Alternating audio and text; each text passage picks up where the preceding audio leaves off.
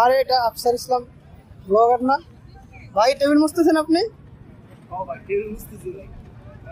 কাজ করেন নাকি এখানে? এখানে কাজ করেন নাকি? এখানে না, এখানে কাজ করি না, এটা ওই যে আমার দুবাইয়ের দোকান, এই যে দেখেন। কোনটা এটা?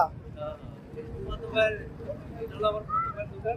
হ্যাঁ। আমার দুবাইয়ের দোকানে এখানে কত তাই একটু হেল্প করতেছি। আজকে আসলাম তাই। কেন কি সমস্যা? না, ভাবলাম যে কাজ কাজ করেন, আপনি তো ব্লগার, এই জন্য বললাম।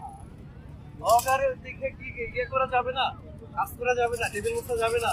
সমস্যা কি? কাজকে কোনো কাজকে ছোট করে দেখেন, ঠিক আছে? আপনি কি ব্লগার নাকি? হ্যাঁ, সেটা ঠিক আছে। হ্যাঁ, আমি আপনি ব্লগার। দিবেন? হ্যাঁ, অবশ্যই। সমস্যা নেই, আমি বলি শোনেন গাইস, কোনো কাজকে ছোট করে দেখা উচিত না। আমি টেবিল বুঝতেছি, ঠিক আছে? এটা বাংলাদেশ, আমাদের বাংলাদেশের মানুষ সুন্দরই দেখায়, সুন্দরই দেখায়। সে যদি তার যদি একটু ভালো কাজ করে করে বা তার ভাবে ঠেলা থাকা যায় না। কিন্তু চায়নাতে আপনি দেখবেন যে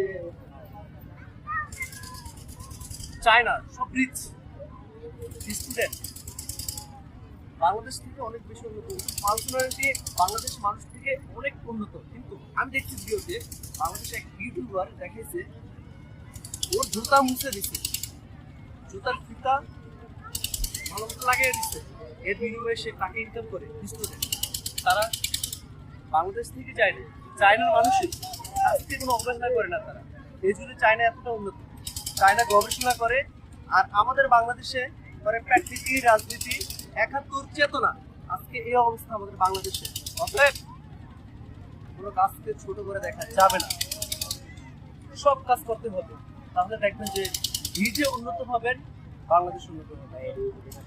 আর এই কাজ, আরে এই কাজ কেন, এর থেকে বেশি ছোট কাজ দিলে আমি করতে রাজি।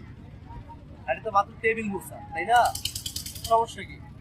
প্রবলেম কি যে বলো না ভাই, আরে দূর বন্ধ করো ভিডিও।